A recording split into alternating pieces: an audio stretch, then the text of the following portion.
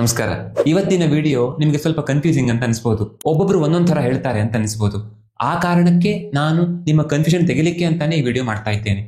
ಅಷ್ಟಾಂಗ ಹೃದಯದ ಸೂತ್ರ ಸ್ಥಾನದ 8ನೇ ಅಧ್ಯಾಯದ 40ನೇ ಶ್ಲೋಕದಿಂದ 44ನೇ ಶ್ಲೋಕದವರೆಗೆ ನಿತ್ಯ ಸೇವನೆಗೆ ಯೋಗ್ಯವಾದಂತಹ ಆಹಾರ ಪದಾರ್ಥಗಳು, ನಿತ್ಯ ಸೇವನೆಗೆ ಯೋಗ್ಯ ಅಲ್ಲದೆ ಇರುವಂತಹ ಆಹಾರ ಪದಾರ್ಥಗಳ ಬಗ್ಗೆ ಹೇಳ್ತಾರೆ. ಇದು ನಮಗೆ ತುಂಬಾ ಇಂಪಾರ್ಟೆಂಟ್ ಅಂತ ನನಗೆ ಅನ್ಸುತ್ತೆ. ಯಾಕೆಂದ್ರೆ ಕೆಲವು ಪೇಷಂಟ್ಸ್ ನಾವು ಅನಲೈಸ್ ಮಾಡಿದಾಗ ಅವ್ರಿಗೆ ಯಾಕೆ ಈ ಸಮಸ್ಯೆ ಬಂತು ಅಂತ ಹುಡುಕ್ಲಿಕ್ಕೆ ಹೋದಾಗ, ಮತ್ತೆ ಯಾಕೆ ಇಷ್ಟೆಲ್ಲ ಔಷಧಗಳನ್ನು ಮಾಡಿದ್ರು ಕಡಿಮೆ ಆಗಲಿಲ್ಲ ಅಂತ ಯೋಚನೆ ಮಾಡಿದಾಗ ಬಹಳಷ್ಟು ಬಾರಿ ಈ ತರ ತಪ್ಪುಗಳು ಸಿಗ್ತವೆ. ಇವುಗಳನ್ನು ಬಿಡಿ ಅಂತ ಹೇಳಿ ಔಷಧ ಕೊಟ್ಟಾಗ ನಿಧಾನವಾಗಿ ಅವರಲ್ಲಿ ಇಂಪ್ರೂವ್ಮೆಂಟ್ ಬರುತ್ತೆ, ಆರಾಮಾಗ್ತಾರೆ.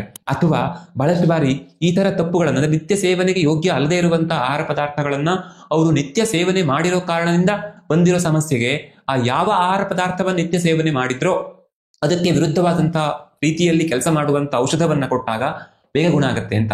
ಹಾಗಾಗಿ ಆಯುರ್ವೇದದಲ್ಲಿ ರೋಗ ಬರಲಿಕ್ಕೆ ಯಾವುದು ಕಾರಣ ಅಂತ ಮೊದಲು ತಿಳ್ಕೊಂಡು ಅದಕ್ಕೆ ತಕ್ಕಾದ ಚಿಕಿತ್ಸೆಯನ್ನು ಕೊಡಬೇಕು ಅಂತ ಹೇಳೋದು. ಅದೇನೇ ಇರಲಿ, ಇವತ್ತು ನಾನು ಏನು ಲಿಸ್ಟ್ ಕೊಡ್ಲಿಕ್ಕೆ ಹೊರಟಿದ್ದೇನೋ ಅದನ್ನು ಒಂದು ಮಾತ್ರ ನೆನ್ಪಿಟ್ಕೊಳ್ಬೇಕು. ಏನಂದ್ರೆ, ನಿತ್ಯ ಸೇವನೆಗೆ ಯೋಗ್ಯವಲ್ಲದ ಆಹಾರಗಳು ಅಂತ ನಾನು ಪಟ್ಟಿಯನ್ನು ಕೊಟ್ಟಾಗ ಅದರ ಅರ್ಥ ಅದನ್ನು ಯಾವಾಗಲೂ ತೆಗೆದುಕೊಳ್ಬಾರ್ದು ಅಂತಲ್ಲ. ಅವೆಲ್ಲ ಒಳ್ಳೆಯ ಆಹಾರ ಪದಾರ್ಥಗಳೇ, ಸೇವನೆಗೆ ಯೋಗ್ಯವಾಗಿರುವಂತವೆ. ಆದ್ರೆ ಅದು ನಿತ್ಯ ಸೇವನೆ ಮಾಡೋದ್ರಿಂದ ಕೆಲವು ಸೈಡ್ ಎಫೆಕ್ಟ್ಸ್ ಆಗುತ್ತೆ. ಹಾಗಾಗಿ ವಾರದಲ್ಲಿ 1-2 ದಿನ ನಾವು ಅದನ್ನ ಸೇವನೆ ಮಾಡಬಹುದು, ಸೇವನೆ ಮಾಡಬೇಕು ಕೂಡ. ಯಾಕೆಂದ್ರೆ ಎಲ್ಲ ಆಹಾರ ಪದಾರ್ಥಗಳಲ್ಲೂ ಅವುಗಳಲ್ಲಾದ ಒಂದು ವಿಶೇಷ ನಮ್ಗೆ ಅನುಕೂಲ ಮಾಡಿಕೊಡುವಂತ ಅಂಶಗಳಿರ್ತವೆ. ಹಾಗಾಗಿ ಆ ಥರದನ್ನ ಸೇವನೆ ಮಾಡಬೇಕು. ಮತ್ತೆ ನಿತ್ಯ ಸೇವನೆ ಮಾಡಬಹುದಾದಂತಹ ಆಹಾರ ಪದಾರ್ಥಗಳು ಅಂತ ನಾನು ಏನ್ ಲಿಸ್ಟ್ ಕೊಡ್ತೀನೋ ಅವುಗಳಲ್ಲಿ ಎಲ್ಲವನ್ನ ಸಿಕ್ಕಾಪಟ್ಟೆ 3 ಹೊತ್ತು ತಿನ್ನಬೇಕು ಅಂತ ಅರ್ಥ ಅಲ್ಲ. ಅವುಗಳು ನಿತ್ಯ ಸೇವನೆಗೆ ಯೋಗ್ಯ, ನಿತ್ಯ ತೆಗೆದುಕೊಂಡ್ರೂ ಕೂಡ ಏನು ತೊಂದರೆ ಆಗೋದಿಲ್ಲ ಅಂತ ಅರ್ಥ ಅಷ್ಟೇ. ಮತ್ತೆ ಈ 4 ಶ್ಲೋಕಗಳಲ್ಲಿ ಸುಮಾರು ರೀತಿಯ ಆಹಾರ ಪದಾರ್ಥಗಳನ್ನು ಹೇಳ್ತಾರೆ. ಆದ್ರೆ ನಾವು ಸಾಮಾನ್ಯವಾಗಿ ಯಾವ್ಯಾವುದನ್ನ ಬಳಕೆ ಮಾಡ್ತೀವೋ ಅಂತವುಗಳ ಲಿಸ್ಟನ್ನು ಮಾತ್ರ ನಿಮಗೆ ಕೊಡ್ತಾ ಇದ್ದೇನೆ, ಎಲ್ಲವನ್ನ ಮತ್ತೆ ಹೇಳ್ತಾ ಇರೋದಿಲ್ಲ. ಮೊದಲನೇದಾಗಿ ಯಾವ್ಯಾವ ಆಹಾರ ಪದಾರ್ಥಗಳನ್ನ ನಾವು ಡೈಲಿ ಸೇವನೆ ಮಾಡಬಾರ್ದು ಅನ್ನೋದನ್ನ ನೋಡೋಣ. ಅಂದ್ರೆ ಆ ಲಿಸ್ಟ್ ಅನ್ನು ಕೊಟ್ಟು ಕೊನೆಯಲ್ಲಿ ಶೀಲಯೇತ್ ಅಂತ ಹೇಳ್ತಾರೆ. ಅಂದ್ರೆ ಅದನ್ನ ರೂಢಿ ಮಾಡ್ಕೊಂಡಿರಬಾರ್ದು, ಅದನ್ನ ಕಂಟಿನ್ಯೂಸ್ ಉಪಯೋಗಿಸಬಾರ್ದು ಅಂತ ಅರ್ಥ. ಮೊದಲನೇದು ಕಿಲಾಟ ಅಂದ್ರೆ ನಾವೀಗ ಪನೀರ್ ಅಂತ ಏನ್ ಕರಿತೀವಲ್ಲ ಅದು. ನಿಮಗೆ ಆಶ್ಚರ್ಯ ಆಗ್ಬೋದು, ಪನೀರನ್ನು ಇಷ್ಟು ಹೊಗಳ್ತಾರೆ. ತುಂಬಾ ಜನ ಪ್ರೋಟೀನ್, ಎಸ್ಪೆಷಲಿ ವೆಜಿಟೇರಿಯನ್ಸ್ಗೆ ಪ್ರೋಟೀನ್ ಪೂರ್ತಿ ಸಿಗಬೇಕು ಅಂತ ಆದ್ರೆ ನಿತ್ಯ ಒಂದಿಷ್ಟು ಪನೀರನ್ನು ಸೇವನೆ ಮಾಡಿದ್ರೆ ತುಂಬಾ ಪ್ರೋಟೀನ್ ಸಿಗುತ್ತೆ. ಅದರಲ್ಲಿ ಒಳ್ಳೆಯ ಹೆಲ್ದಿ ಫ್ಯಾಟ್ ಇದೆ, ಕ್ಯಾಲ್ಸಿಯಂ ಇದೆ, ಹೀಗೆ ಹಲವಾರು ಪೋಷಕಾಂಶಗಳಿವೆ. ಹಾಗಾಗಿ ನಿತ್ಯ ನಾವು ಒಂದಿಷ್ಟು ಪನೀರ್ ತಿನ್ಬೇಕು ಅಂತ ಹೇಳ್ತಾರೆ. ಆದ್ರೆ ಆಯುರ್ವೇದ ಹೀಗೆ ಹೇಳಿದೆ. ಕಾರಣ 1-2-3 ಮುಖ್ಯವಾಗಿ. ಮೊದಲನೇದಾಗಿ ಇದು ಜೀರ್ಣಕ್ಕೆ ತುಂಬಾ ಹೆವಿ ಆಗಿರುವಂಥದ್ದು. ಜೀರ್ಣಕ್ಕೆ ತುಂಬಾ ಕಷ್ಟ ಕೊಡುವಂತಹ ಆಹಾರ ಪದಾರ್ಥಗಳನ್ನ ಅತಿಯಾಗಿ ಸೇವನೆ ಮಾಡಿದ್ರೆ, ಅಂದ್ರೆ ಪದೇ ಪದೇ ಸೇವನೆ ಮಾಡಿದ್ರೆ, ನಿತ್ಯ ಸೇವನೆ ಮಾಡಿದ್ರೆ ಸಮಸ್ಯೆ ಆಗುತ್ತೆ ಅನ್ನೋದು ಒಂದು. ಎರಡನೇದು, ಇದಕ್ಕೆ ಅಭಿಷ್ಯಂದಿ ಗುಣ ಇದೆ. ಅಭಿಷ್ಯಂದಿ ಅಂತಂದ್ರೆ ನಮ್ಮ ಚಾನೆಲ್ಸ್ ಅನ್ನ ಬ್ಲಾಕ್ ಮಾಡುವಂಥದ್ದು ಅಂತ. ಒಂದ್ ಸಣ್ಣ ಎಕ್ಸಾಂಪಲ್ ಹೇಳ್ಬೇಕು ಅಂದ್ರೆ, ಹಾರ್ಟ್ ಅಲ್ಲಿ ರಕ್ತ ಸಂಚಾರ ಆಗದೆ ಹೋದ್ರೆ, ಬ್ಲಾಕೇಜ್ ಇದ್ರೆ ಆಗ ಹಾರ್ಟ್ ಫೇಲ್ ಆಗುತ್ತಲ್ಲ, ಆ ತರ. ಆದ್ರೆ ಇದು ಒಂದು ಎಕ್ಸಾಂಪಲ್ ಅಷ್ಟೇ. ನಮ್ಮ ದೇಹದಲ್ಲಿ ಹಲವಾರು ರೀತಿ ಸ್ರೋತಸ್ಗಳಿವೆ, ಆ ಸ್ರೋತಸ್ಸನ್ನ ಬ್ಲಾಕ್ ಮಾಡುತ್ತೆ ಅಂತ. ಅದು ಬೇರೆ ಬೇರೆ ಬೇರೆ ಬೇರೆ ಕಾಯಿಲೆಗಳಿಗೆ ಕಾರಣ ಆಗುತ್ತೆ. ಬಹುಶಃ 100ರಲ್ಲಿ ಒಂದು 25 ಕಾಯಿಲೆಗಳಿಗೆ ಈ ಸಂಘ ಅಂತ ನಾವು ಆಯುರ್ವೇದದಲ್ಲಿ ಕರಿತೇವೆ, ಅಂದ್ರೆ ಈ ಚಾನೆಲ್ಗಳು ಬ್ಲಾಕ್ ಆಗೋದು ಕಾರಣ ಆಗುತ್ತೆ ಅಂತ. ಹಾಗಾಗಿ ವೆಜಿಟೇರಿಯನ್ಸ್ ಪ್ರೋಟೀನ್ ಬೇಕು ಅಂತ ಆದ್ರೆ ವಾರದಲ್ಲಿ 1 ಅಥವಾ 2 ದಿನ ಮಧ್ಯಾಹ್ನದ ಸಮಯದಲ್ಲಿ ಮಾತ್ರ ಪನ್ನೀರನ್ನು ಸೇವನೆ ಮಾಡಬಹುದು, ಸೂರ್ಯಾಸ್ತದ ನಂತರ ಅಲ್ಲ. ಎರಡನೆಯದು ಮೊಸರು. ಮೊಸರು ನಿತ್ಯ ಸೇವನೆ ಮಾಡಿದ್ರೆ ಅದಕ್ಕೂ ಕೂಡ ಅಭಿಷ್ಯಂದಿ ಗುಣ ಇರೋದ್ರಿಂದ ಅದು ಸಮಸ್ಯೆಗೆ ಕಾರಣ ಆಗುತ್ತೆ. ವಿಶೇಷವಾಗಿ ಬೊಜ್ಜು, ಡಯಾಬಿಟೀಸ್, ಅಥವಾ ಇದೆ ಹಾರ್ಟ್ ಅಲ್ಲೆಲ್ಲ ಬ್ಲಾಕೇಜ್ ಅಥವಾ ಮಿಡಲಲ್ಲಿ ಬ್ಲಾಕೇಜ್, ಈ ತರದಕ್ಕೆ ಕಾರಣ ಆಗುತ್ತೆ ಅಂತ. ಇದನ್ನ ಮಾಡರ್ನ್ ಸೈನ್ಸ್ ಒಪ್ಪಲ್ಲ, ಬಟ್ ಆಯುರ್ವೇದ ಹಾಗೆ ಹೇಳಿದೆ. ಮುಂದೊಂದು ದಿನ ಯಾವುದೋ ರಿಸರ್ಚ್ ಮೂಲಕ ಅದು ಸತ್ಯ ಅಂತ ಗೊತ್ತಾಗಬಹುದು ಅಂತ ನಾನು ಅಂದ್ಕೊಳ್ತೇನೆ. ಯಾಕೆಂದ್ರೆ ತುಂಬಾ ವಿಷಯಗಳು ಆ ತರ ಆಗಿರೋದ್ರಿಂದ ಬಹುಶಃ ಹೀಗೆ ಆಗ್ಬಹುದು ಅಂತ. ಮತ್ತೆ ಮೊಸರಿಗೆ ಉಷ್ಣ ಗುಣ ಇದೆ. ಈಗ ಇದು ನಿಮಗೆ ವಿಚಿತ್ರ ಅನ್ಸ್ಬೋದು. ಎಲ್ಲರೂ ಮೊಸರು ತಂಪು ಅಂತ ಸೇವನೆ ಮಾಡ್ತಾರೆ, ಅಥವಾ ಮೊಸರನ್ನು ತಿಂದಾಗ ನನಗೆ ಕಫ ಆಗತ್ತೆ, ಕೋಲ್ಡ್ ಆಗ್ಬಿಡತ್ತೆ ಅಂತ ತುಂಬಾ ಜನ ಹೇಳ್ತಾರಲ್ಲ ಅಂತ. ಮೊಸರು ಕೋಲ್ಡ್ ಅಂತ ಅನ್ಸೋದು ಯಾಕೆ ಅಂತಂದ್ರೆ, ಅಥವಾ ಅದನ್ನು ತಿಂದಾಗ ನಮಗೆ ನೆಗಡಿ ಅಥವಾ ಕಫದ ಸಮಸ್ಯೆಗಳು ಯಾಕೆ ಆಗ್ತವೆ ಅಂದ್ರೆ, ಎಸ್ಪೆಷಲಿ ಅಲರ್ಜಿಯವರಿಗೆ ಸಮಸ್ಯೆ ಆಗುತ್ತೆ. ಅವರು ಮೊಸರನ್ನು ತಿಂದಾಗ ಆ ತಂಪಾಗಿ ಹೊಟ್ಟೆಗೆ ಹೋಗುತ್ತಲ್ಲ, ಆ ತಂಪಿಗೆ ನಮ್ಮ ಇಮ್ಯುನಿಟಿ ರಿಯಾಕ್ಟ್ ಮಾಡಿ, ಅಂದ್ರೆ ಎಲರ್ಜಿ ಕೆಲಸ ಮಾಡಿ ನಮಗೆ ತೊಂದರೆ ಆಗುತ್ತೆ, ನೆಗಡಿ ಆಗುತ್ತೆ. ಅದೇ ನಾವು ಮೊಸರನ್ನ ಬಿಸಿ ಮಾಡ್ಕೊಂಡು ಸೇವನೆ ಮಾಡಿಬಿಟ್ರೆ ಹಾಗಾಗ್ಲಿಕ್ಕೆ ಸಾಧ್ಯ ಇಲ್ಲ. ಆದ್ರೆ ಯಾವುದೇ ಕಾರಣಕ್ಕೂ ಮೊಸರನ್ನು ಬಿಸಿ ಮಾಡ್ಕೊಂಡು ಸೇವನೆ ಮಾಡಬಾರ್ದು. ಬಿಸಿ ಬಿಸಿ ಪದಾರ್ಥಗಳಿಗೆ ಮೊಸರನ್ನು ಹಾಕಿ ಕೂಡ ತಿನ್ನಬಾರದು ಅಂತ ಆಯುರ್ವೇದ ಮತ್ತೆ ಸುಮಾರು ಕಡೆ ಹೇಳುತ್ತೆ. ಹಾಗಾಗಿ ಹಾಗೆ ಮಾಡ್ಕೊಂಡು ಸೇವನೆ ಮಾಡೋದಲ್ಲ, ನಾನು ಸುಮ್ಮನೆ ಹೇಳಿದೆ ಅಷ್ಟೇ. ಮೊಸರು ಉಷ್ಣ, ತಂಪಲ್ಲ ಅಂತ ಹೇಳಲಿಕ್ಕೆ ಹೇಳಿದೆ. ಸೊ ಮೊಸರಿಗೆ ಉಷ್ಣ ಗುಣ ಇರೋದ್ರಿಂದ, ಜೊತೆಗೆ ಅಭಿಷೇಧಿ ಗುಣ ಕೂಡ ಇರೋದ್ರಿಂದ, ಇದರಿಂದ ಅಂದ್ರೆ ಅತಿಯಾಗಿ ಸೇವನೆ ಮಾಡೋದ್ರಿಂದ ಚರ್ಮದ ರೋಗಗಳು, ಬ್ಲೀಡಿಂಗ್ ಡಿಸಾರ್ಡರ್ಸ್ ಅಂದ್ರೆ ಅನಾವಶ್ಯಕವಾಗಿ ಅಥವಾ ಹೆಚ್ಚೆಚ್ಚಾಗಿ ಬ್ಲೀಡಿಂಗ್ ಆಗೋದು, ಬೇರೆ ಬೇರೆ ಕಡೆಗಳಲ್ಲಿ ಮೂಗ್ನಲ್ಲಿ ರಕ್ತ ಬರೋದಿರ್ಬೋದು, ಅಥವಾ ಮೂಲವ್ಯಾಧಿ ತರ ರಕ್ತ ಹೋಗೋದಿರ್ಬೋದು, ಪೀರಿಯಡ್ಸ್ ಟೈಮ್ನಲ್ಲಿ ಬ್ಲೀಡಿಂಗ್ ತುಂಬಾ ಜಾಸ್ತಿ ಆಗೋದಿರ್ಬೋದು, ಈ ತರ ಸಮಸ್ಯೆಗಳು, ಲಿವರ್ಗೆ ಸಂಬಂಧಪಟ್ಟ ತೊಂದರೆಗಳು, ಹೀಗೆ ಸುಮಾರು ರೀತಿಯ ತೊಂದರೆಗಳು ಉಂಟಾಗ್ತವೆ ಅಂತ. ಹಾಗಾಗಿ ನಾವು ಮೊಸರನ್ನು ನಿತ್ಯ ಸೇವನೆ ಮಾಡಬಾರ್ದು ಅಂತ.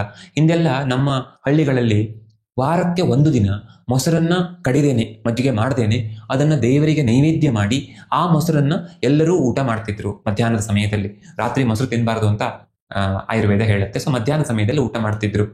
ಯಾಕೆ ಅಂದ್ರೆ ಮೊಸರಲ್ಲಿ ತುಂಬಾ ಒಳ್ಳೆಯ ಗುಣ ಇದೆ. ಮೊಸರಲ್ಲಿರುವಂತಹ ಒಳ್ಳೆಯ ಬ್ಯಾಕ್ಟೀರಿಯಾ ನಮ್ಮ ಕರುಳಿಗೆ ಒಳ್ಳೆದನ್ನು ಮಾಡುತ್ತೆ. ಅಂದ್ರೆ ಹಾಗಾಗಿಯೇ ಮಾಡರ್ನ್ ಸೈನ್ಸ್ ಇವತ್ತು ಮೊಸರು ತಿನ್ನಿ ಅಂತ ಹೇಳುದು. ಸೊ ಆ ತರ ಮಾಡುತ್ತೆ.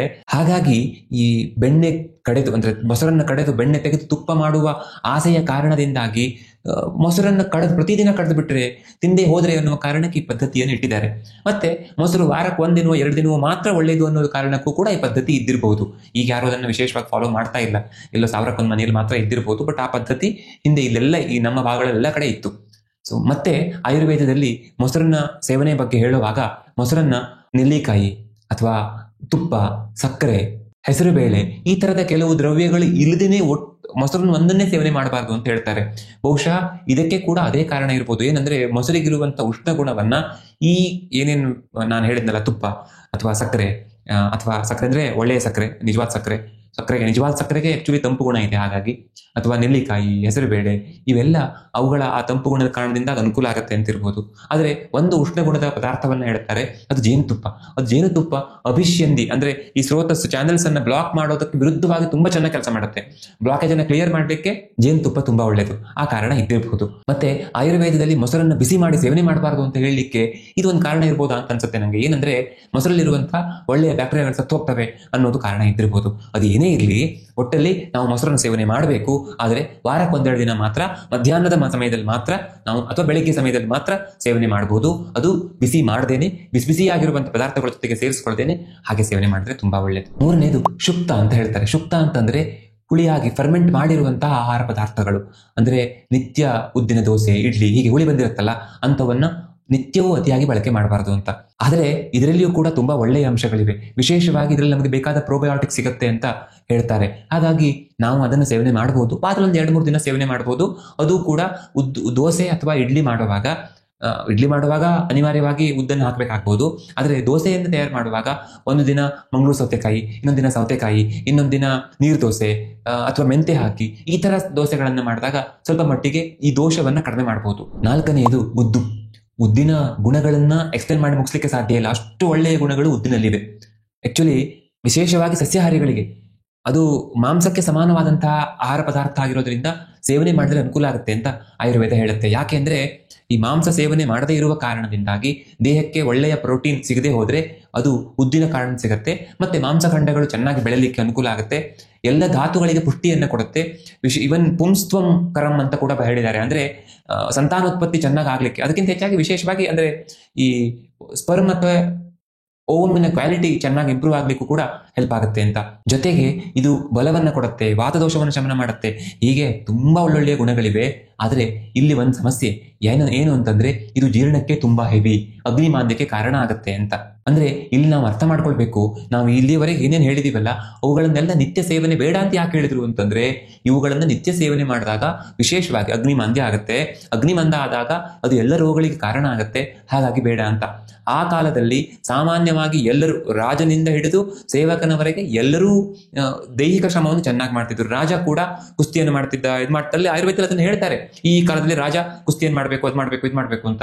ಹಾಗೆ ಮಾಡುವ ಆ ಕಾಲದಲ್ಲಿ ಕೂಡ ಅವರು ಈ ತರದನ್ನು ಹೇಳಿದ್ದಾರೆ. ಅಗ್ನಿಗೆ ಇಷ್ಟು ಇಂಪಾರ್ಟೆನ್ಸ್ ಕೊಟ್ಟಿದ್ದಾರೆ ಅಂತಂದ್ರೆ, ಇವತ್ತು ನಮ್ಮಲ್ಲಿ ಎಷ್ಟೋ ಜನ ಬೆಳಗ್ಗೆ ಎದ್ದು ಕುಳಿತುಕೊಂಡ್ರೆ ರಾತ್ರಿ ಮತ್ತೆ ಮಲಗಲಿಕ್ಕೆ ಹೇಳೋದು ಅನ್ನೋ ತರ ಇರುವ ಸಂದರ್ಭದಲ್ಲಿ ನಾವು ಇಂಥವನ್ನ ಅತಿಯಾಗಿ ತಿಂದರೆ ಇನ್ನೇನಾಗ್ಬೋದು. ಹಾಗಾಗಿ ನಾವು ಇವುಗಳನ್ನ ನಿತ್ಯ ಸೇವನೆ ಮಾಡೋದು ಬೇಡ. ಆದರೆ ಉದ್ದಿನಲ್ಲಿ ತುಂಬಾ ಒಳ್ಳೆಯ ಪೋಷಕಾಂಶಗಳಿವೆ. ಉದ್ದನ್ನು ಆಯುರ್ವೇದ ತುಂಬಾ ಹೊಗಳುತ್ತೆ. ಹಾಗಾಗಿ ವಾರದಲ್ಲಿ 1-2 ದಿನ ನಾವು ಉದ್ದಿನ ದೋಸೆಯನ್ನು, ಇಡ್ಲಿಯನ್ನು ಅಥವಾ ಉದ್ದನ್ನ ಬಳಕೆ ಮಾಡಿ ಮಾಡಿದಂತಹ ಲಡ್ಡುವನ್ನು ಇಂಥವನ್ನ ಖಂಡಿತ ಸೇವನೆ ಮಾಡ್ಬೋದು.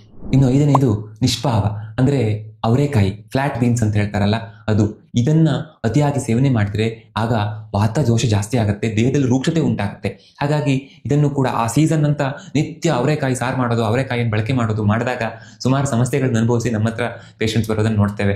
ಅದು ಹೇಗೆ ಅಂದರೆ ಇಲ್ಲಿ ಶಿರ್ಸಿಯ ಕಡೆಯಲ್ಲೆಲ್ಲ ಅಂದರೆ ನಮ್ಮ ಲೋಕಲ್ ಪೇಷಂಟ್ಸ್ ಆ ಥರದವ್ರು ಬರಲ್ಲ, ದೂರದಿಂದ ಈ ಅವರೆಕಾಯಿಯನ್ನು ಅತಿಯಾಗಿ ಬಳಕೆ ಮಾಡುವಂಥ ಲೊಕ್ಯಾಲಿಟಿಯವರು ಬರ್ತಾರೆ ಆ ಥರ ಸಮಸ್ಯೆಯನ್ನು ಅನುಭವಿಸ್ಕೊಂಡು. ಆಗ ನಾವು ಅವರಿಗೆ ಇದನ್ನು ಸ್ವಲ್ಪ ಕಡಿಮೆ ಮಾಡಿ ಈ ಥರ ಮಾಡ್ಕೊಳ್ಳಿ ಅಂತ ಹೇಳಿದಾಗ ಆರಾಮಾಗತ್ತೆ. ಹಾಗಾಗಿ ಇದನ್ನು ಕೂಡ ನಿತ್ಯ ಸೇವನೆ ಮಾಡಬಾರ್ದು. ಒಂದು ವೇಳೆ ಸೇವನೆ ಮಾಡೋದಿದ್ರೆ ಸೇವನೆ ಮಾಡುವಾಗ ಸ್ವಲ್ಪ ಹೆಚ್ಚು ತುಪ್ಪವನ್ನು ಬಳಕೆ ಮಾಡಬೇಕು ಅಥವಾ ಎಳ್ಳೆಣ್ಣೆಯನ್ನು ಬಳಕೆ ಮಾಡಬೇಕು. ಆ ಥರ ಮಾಡಿದಾಗ ಪರವಾಗಿಲ್ಲ. ಆದರೂ ವಾರಕ್ಕೊಂದು 2-3 ದಿನ ಮಾತ್ರ ನಾವು ಅದನ್ನು ಸೇವನೆ ಮಾಡೋದು ಒಳ್ಳೆಯದು. 6ನೇದು ವಿರೂಢಕ ಅಥವಾ ವಿರೂಢ ಧಾನ್ಯ, ಅಂದರೆ ಮೊಳಕೆ ಬರಿಸಿದ ಬೇಳೆ ಕಾಳುಗಳು. ಆ ಮೊಳಕೆ ಕಾಳುಗಳನ್ನ ತಿಂದ್ರೆ ತುಂಬಾ ಒಳ್ಳೇದಲ್ವಾ, ಒಳ್ಳೆಯ ಪ್ರೋಟೀನ್ ಸಿಗುತ್ತೆ. ಸೊ ಎಲ್ಲರೂ ಹೇಳ್ತಾರೆ ಮೊಳಕೆ ಕಾಳು ತಿನ್ನಿ ತಿನ್ನಿ ತಿನ್ನಿ ಅಂತ. ನೀವು ಇದು ನಿತ್ಯ ಸೇವನೆಗೆ ಯೋಗ್ಯ ಅಲ್ಲ ಅಂತ ಹೇಳ್ತಿದ್ದೀರಾ ಅಂತ ಕೇಳ್ಬೋದು. ಆಯುರ್ವೇದದಲ್ಲಿ ಮೊಳಕೆ ಕಾಳನ್ನ ನಿತ್ಯ ಸೇವನೆಗೆ ಯೋಗ್ಯ ಅಲ್ಲ ಅಂತಷ್ಟೇ ಅಲ್ಲ, ಹಲವಾರು ಕಡೆ ಈ ಅಂದ್ರೆ ರೂಢಿ ಮಾಡ್ಕೊಳ್ಬಾರದ ಆಹಾರ ಪದಾರ್ಥಗಳು ಅಥವಾ ಅತಿಯಾಗಿ ತಿಂದ್ರೆ ತೊಂದರೆ ಆಗ್ತದೆ ಅಂತೆಲ್ಲ ಹೇಳುವಾಗ ಮೊಳಕೆ ಕಾಳಿನ ಉದಾಹರಣೆಯನ್ನೇ ಕೊಡ್ತಾರೆ. ಅಂದ್ರೆ ಎಷ್ಟರ ಮಟ್ಟಿಗೆ ಇದರಿಂದ ನೆಗೆಟಿವ್ ಎಫೆಕ್ಟ್ ಆಗ್ಬೋದು ಅನ್ನೋದನ್ನ ಅರ್ಥ ಮಾಡ್ಕೊಳ್ಬೇಕು. ಆದ್ರೆ ನಮಗೆ ಬೊಜ್ಜಿದೆ, ಡಯಾಬಿಟಿಸ್ ಇದೆ, ಅಥವಾ ನಮಗೆ ತುಂಬಾ ಹಸಿವೆ ಆಗುತ್ತೆ, ಅಥವಾ ಜೀರ್ಣಕ್ರಿಯೆ ತುಂಬಾ ಚೆನ್ನಾಗಿದೆ ಅನ್ನುವಂಥವ್ರು ಖಂಡಿತ ವಾರದಲ್ಲಿ 1-2 ದಿವಸ ಇದನ್ನು ಸೇವನೆ ಮಾಡ್ಬೋದು. ಅದನ್ನ ನಾನು ಸಜೆಸ್ಟ್ ಮಾಡೋದು ಮಧ್ಯಾಹ್ನದ ಅಥವಾ ಬೆಳಗ್ಗೆ ಸಮಯದಲ್ಲಿ ಮಾತ್ರ ಸೇವನೆ ಮಾಡಿ ಅಂತ, ರಾತ್ರಿ ಬೇಡ. ಯಾಕೆಂದ್ರೆ ಜೀರ್ಣಕ್ಕೆ ತುಂಬಾ ಹೆವಿ ಇರೋದ್ರಿಂದ, ಮತ್ತೆ ಇದು ವಾತ ದೋಷವನ್ನು ಹೆಚ್ಚು ಮಾಡುವ ಗುಣವನ್ನು ಹೊಂದಿರುವ ಕಾರಣದಿಂದಾಗಿ ತುಂಬಾ ಸಣ್ಣಗಿರುವಂಥವ್ರು ಅಥವಾ ವಾತ ವ್ಯಾಧಿಯಿಂದ ಬಳಲ್ತಾ ಇರುವಂಥವ್ರು ತುಂಬಾ ಸೇವನೆ ಮಾಡೋದು ಬೇಡ.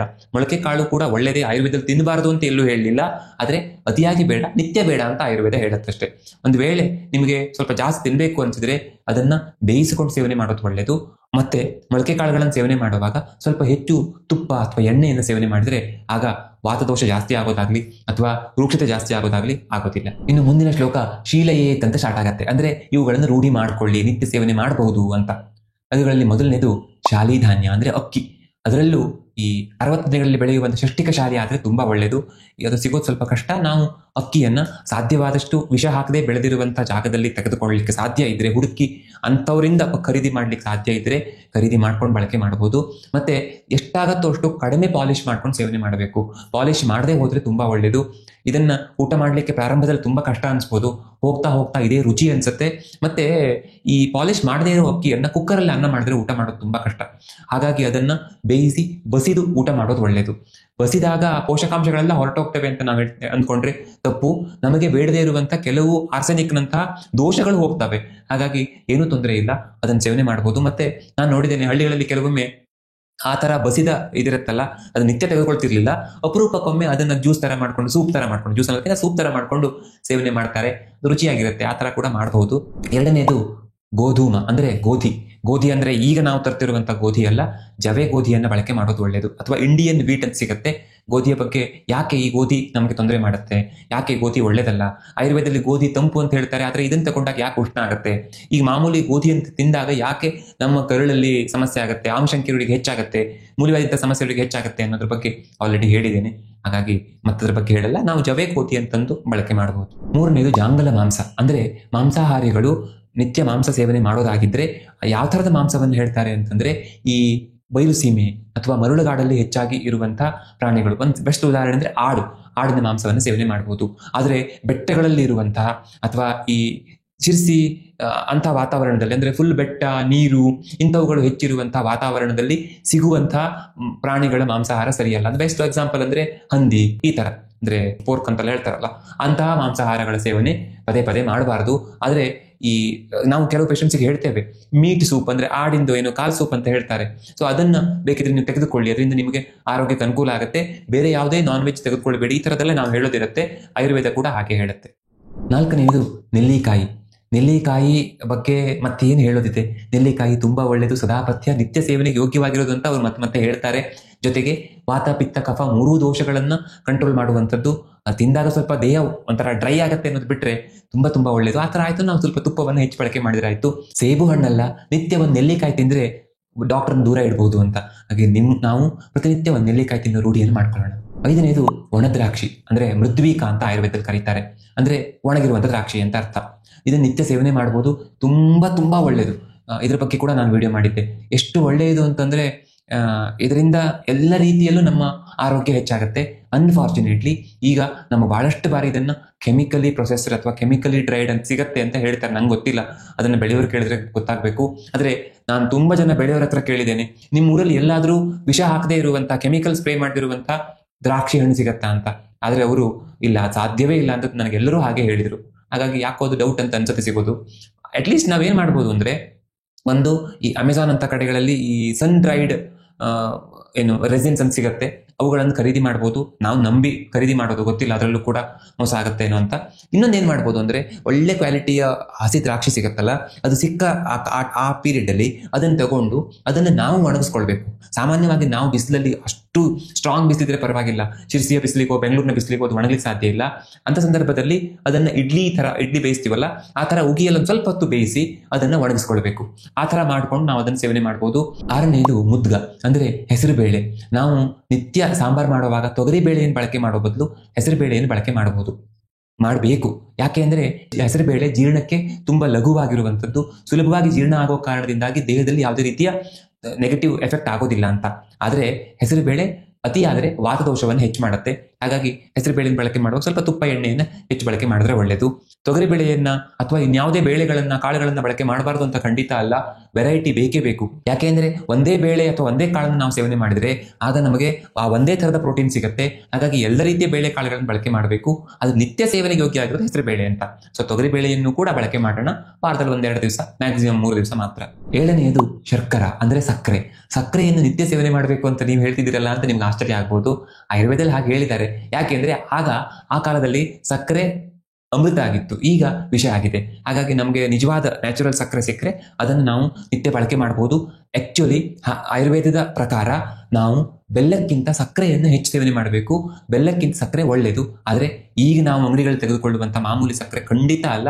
ನ್ಯಾಚುರಲ್ ನಿಜವಾದ ಅಂದ್ರೆ ಆರ್ಗ್ಯಾನಿಕಲಿ ಪ್ರಿಪೇರ್ಡ್ ಸಕ್ಕರೆ. ಇದ್ರ ಬಗ್ಗೆ ಅದು ಎಲ್ಲಿ ನಿಮಗೆ ನಿಜವಾಗೂ ಸಿಕ್ಕಿದ್ರೆ ಖಂಡಿತ ಬಳಕೆ ಮಾಡಿ. 8ನೇದು ಸಾಮಾನ್ಯವಾಗಿ ನಾವು ಹೇಳುವಂಥದ್ದು ಹಾಲು, ತುಪ್ಪ.